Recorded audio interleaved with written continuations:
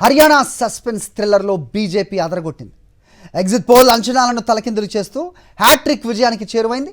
10 ఏళ్ల ప్రభుత్వ వ్యతిరేకత, రైతు ఉద్యమం, రెజ్లర్ల ఆందోళనలు అన్నింటినీ అధిగమించి గెలుపు బావుట ఎగిరేసింది. ఎలక్షన్ కమిషన్ ప్రకారం 90 నియోజకవర్గాలున్న హర్యానాలో ప్రస్తుతం బీజేపీ 48 స్థానాల్లో లీడింగ్లో ఉంది. కాంగ్రెస్ 37, ఐఎన్ఎల్డీ 1, బీఎస్పీ 1, స్వతంత్రులు 3 సీట్లలో ఆధిక్యంలో ఉన్నారు.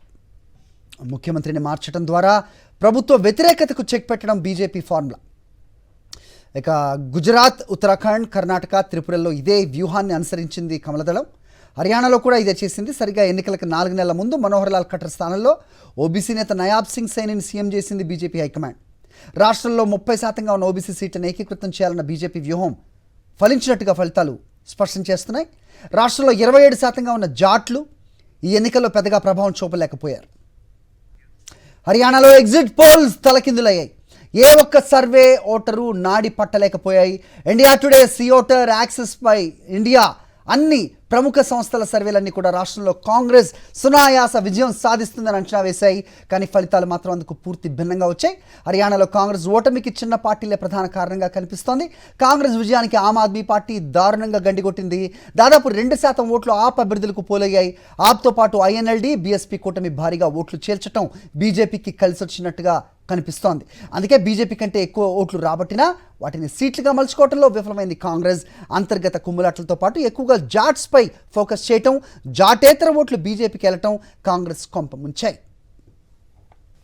హర్యానాలో అనూహ్య విజయంతో దేశవ్యాప్తంగా సంబరాలు చేసుకుంటున్నాయి బీజేపీ శ్రేణులు. అటు కమలం హైకమాండ్ కూడా ప్రభుత్వ ఏర్పాటుకు వ్యూహాలు సిద్ధం చేస్తోంది. సాయంత్రం బీజేపీ ప్రధాన కార్యాలయంలో అత్యవసర సమావేశానికి పిలిపించారు పార్టీ జాతీయ అధ్యక్షుడు జేపీ నడ్డా. చరిత్రాత్మక విజయానికి హర్యానా సీఎం నయాబ్ సింగ్ సైనిని ఆయన అభినందించారు. ప్రభుత్వ ఏర్పాటుపై బీజేపీ నేతలు చర్చించనున్నారు. ఓబీసీ నేత సైనియే ముఖ్యమంత్రిగా కొనసాగించే అవకాశం ఉంది. జమ్మూ కాశ్మీర్ అసెంబ్లీ ఎన్నికల్లో నేషనల్ కాన్ఫరెన్స్ కాంగ్రెస్ కూటమి స్పష్టమైన ఆధిక్యం దిశగా దూసుకెళ్తోంది. ఇప్పటికే మెజార్టీ మార్క్ను చేరుకుంది. దాదాపు 10 ఏళ్ల తర్వాత అసెంబ్లీ ఎన్నికలు జరగడంతో నేషనల్ కాన్ఫరెన్స్ పార్టీ మెజార్టీ సీట్లను సొంతం చేసుకుంది. ఇటు కాంగ్రెస్ అభ్యర్థులు కూడా మెరుగైన ఫలితాలు సాధిస్తున్నారు. ఓవరాల్గా ప్రభుత్వ ఏర్పాటు కోసం 46 సీట్లను ఎన్సీ కూటమి దాటడంతో ఇరు పార్టీల శ్రేణులు సంబరాలు చేసుకుంటున్నారు. స్వీట్స్ పంచుతూ డాన్సులు చేస్తున్నారు. ఆర్టికల్ 370 రద్దంశం బీజేపీకి పెద్దగా కలిసి రాలేదని రాజకీయ విశ్లేషకులు అభిప్రాయపడుతున్నారు. అసెంబ్లీ ఎన్నికల్లో ఎన్సీ కాంగ్రెస్ కూటమి బీజేపీ కంటే ఇండిపెండెంట్లు ఎక్కువ ఓట్లు సాధించి ఫలితాలను తారుమారు చేశారు. దాదాపు 24% ఓట్లు సాధించారు. ఇటు తాము కింగ్ మేకర్ అవుతామని మొదటి నుంచి చెబుతున్న పీడీపీ అంచనాలను అందుకోలేకపోయింది.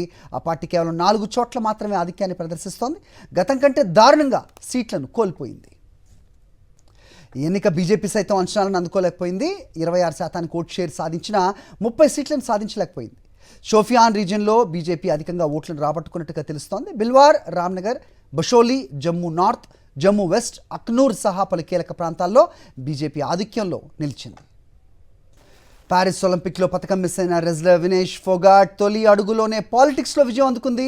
హర్యానా అసెంబ్లీ ఎన్నికల్లో కాంగ్రెస్ అభ్యర్థిగా జులానా నుంచి పోటీ చేసిన వినేష్ 5,000కు పైగా ఓట్ల మెజార్టీతో గెలుపొందింది. బీజేపీ అభ్యర్థి ఇండియన్ ఆర్మీ మాజీ కెప్టెన్, కమర్షియల్ పైలట్ యోగేష్ బైరాగి ఫోగట్కు గట్టి పోటీ ఇచ్చారు. దీంతో రౌండ్కి ఇద్దరి మధ్య విజయం దోబుచ్చులాడింది.